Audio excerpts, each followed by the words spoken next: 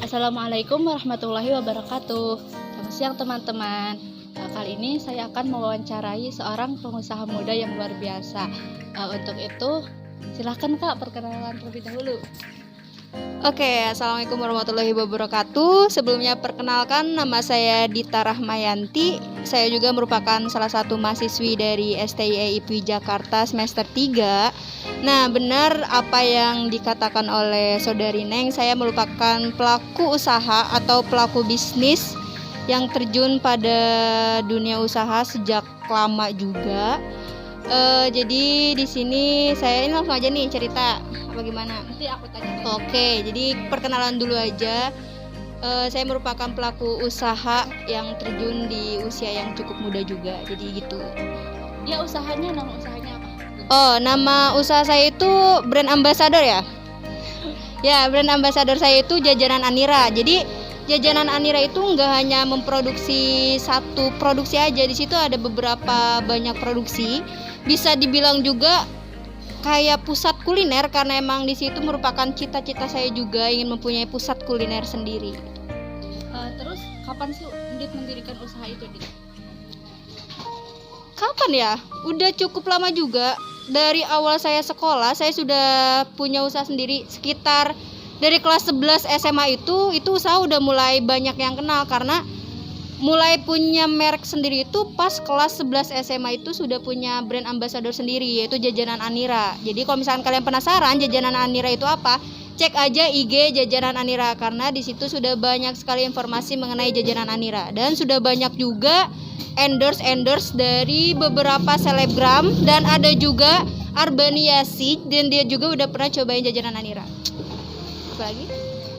Alasan Dit mendirikan usaha itu apa sih, Dit? Alasan mendirikan usaha sebenarnya simpel karena mungkin dari dulu juga emang saya punya cita-cita sebagai pengusaha muda. Jadi alasannya cuma itu. Mungkin orang-orang punya cita-cita yang lain jadi guru kah, bidan lah dan apalah. Nah, itu jalan yang saya pilih yaitu jadi pengusaha, alasan yang paling utama. Terus kesulitan apa sih yang sering Dit alami ketika berwirausaha? Banyak banget kesulitan. Yang paling sering saya alami itu pesaing. Karena mungkin produk yang saya jual itu pasti banyak sekali orang yang memiliki produk yang sama. Misalnya nih, produk yang saya punya salah satunya ada makaroni bantet. Di situ juga udah publish banget kan. Jadi makaroni bantet itu udah publish banget, siapapun udah pasti tahu makaroni bantet. Ada makaroni bantet A, makaroni bantet B. Nah, di situ ada cara bagaimana saya mempertahankan produk itu, ada ciri khas dari Jajanan Anira itu ada, yaitu ada aroma khas daun jeruk. Jadi kalau misalkan kalian cobain pasti ada aroma khas daun jeruk dari setiap produknya. Jadi kalau misalnya penasaran, cek lagi IG Jajanan Anira. Betul. Kan Dit banyak juga nih anak muda yang ingin berwirausaha kan. Ya. Tapi kayak takut memulai, terus takut gagal, terus juga mungkin ada juga yang sebagian karena modal nih. Menurut Dit solusinya apa tuh kalau seperti itu? Nah, sebenarnya kalau misalkan kita punya mindset kayak gitu itu salah banget. Karena zaman sekarang ini zaman dimana kita salah gerak sedikit aja kita bakalan terjun ke jurang, bener gak? Nah, kalau misalkan kita punya mindset kayak gitu, kita juga bakalan ikutan terjun ke jurang tersebut. Nah, jadi ada beberapa langkah yang harus kita lakukan, yaitu berusaha, istiqomah, dan terus bersyukur dengan apapun yang kita jalani sekarang. Jadi kalau misalkan kalian mau merintis usaha, sebenarnya modal itu tidak masalah. Yang penting kita sudah punya niat, misalkan oh saya pengen punya usaha ini loh, oh saya pengen jalanin ini loh, oh saya pengen jadi pengusaha loh. Enggak, sebenarnya kalau misalkan kita mau jadi pengusaha enggak harus ada modal besar, karena Jajanan Anira ini pun pas saya rintis itu hanya dari modal uang saku saya. Jadi nggak usah punya uang sekian juta buat modal, nggak harus, karena merintis usaha itu sebenarnya bukan dari modal, tapi dari niat, keinginan, kemauan, dan kita harus bisa optimis sama usaha kita sendiri.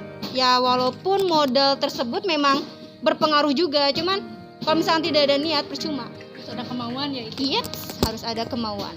Terus bisa diceritakan gak sih sejarah singkat jatuh bangunnya usaha Dit sampai sekarang? Oh, sejarah singkat ya. mulai dari jatuh, mulai dari bangun, banyak banget pengalaman dari jajanan Anira. Karena mungkin kalau misalkan orang-orang yang jalanin usaha kebanyakan ada yang sambil tidak bersekolah kah, atau kebanyakan orang-orang yang mempunyai usia yang lebih dewasa daripada saya kan. Mungkin ada beberapa kesulitan kalau misalkan menjalankan usaha. Mungkin saudari Neng juga tahu kan, saya sambil sekolah itu dari dulu, dari sejak saya SD juga saya sudah mulai berjualan. Di situ ada kesulitan tersendiri karena harus bisa membagi waktu antara belajar dan berdagang. Jadi ada dua hal yang harus saya bagi, berdagang dan berjualan. Itu saya lakukan dari SD hingga kuliah sekarang, karena mungkin membagi waktu antara produksi, berkemas, atau mempersiapkan pengiriman, atau persiapan membuka kedai, karena itu membutuhkan waktu yang cukup lama. Dan kita juga harus pinter-pinter ngebagi waktu antara belajar dan berdagang. Jadi keduanya itu harus sinkron, harus stabil, gak boleh misalkan belajar nih ketinggalan, jangan sampai kan. Jadi usaha jalan, bisnis jalan, dan sekolah juga harus jalan. Jadi harus balance gitu. Tadi kan kata Ndit banyak nih ya pesaingnya. Banyak banget. Nah, cara agar Ndit bisa bersaing nih di pasaran selain menampilkan ciri khas aroma dan jeruk tuh apa? Banyak. Dari segi promosi. Ya. Dari segi promosi, dari segi pengemasan, sebenarnya udah banyak banget sih yang jajanan Anira lakukan buat mempertahankan produk jajanan Anira biar orang-orang tetap beli di jajanan Anira. Yang pertama dari promosi. Mungkin kalau misalkan kalian penasaran, cek aja IG jajanan Anira, karena sistem promosi kita itu emang benar-benar beda dengan yang lain. Karena saya sudah memberanikan diri untuk cari beberapa selebgram yang mau bekerja sama dengan jajanan Anira untuk menjadi endorse. Jadi orang-orang bakal semakin tahu, mulai dari followers 5.000 hingga followers 120.000, hingga pernah tuh saya 1,2 juta followers dia endorse di jajanan Anira. Dan di situ bakalan berpengaruh besar buat tingkat promosi jajanan Anira. Jadi bakalan semua orang tuh bakalan tahu bahwa oh ini loh jajanan Anira. Nah, itu yang jadi pusat tersendiri jajanan Anira, bisa dikenal banyak orang gitu. Aku juga taunya dari Instagram. Nah, dia kan tahu dari IG juga ya. Iya, benar-benar. Makanya kalian cek IG jajanan Anira.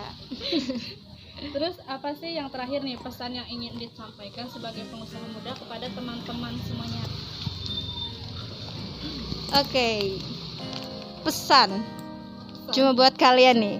Jadi buat kalian, kalau misalkan kalian lagi ngerintis usaha atau kalian belum berani untuk terjun ke dunia usaha, menurut saya kalian harus bisa bangun dari sekarang, terus berusaha dari sekarang.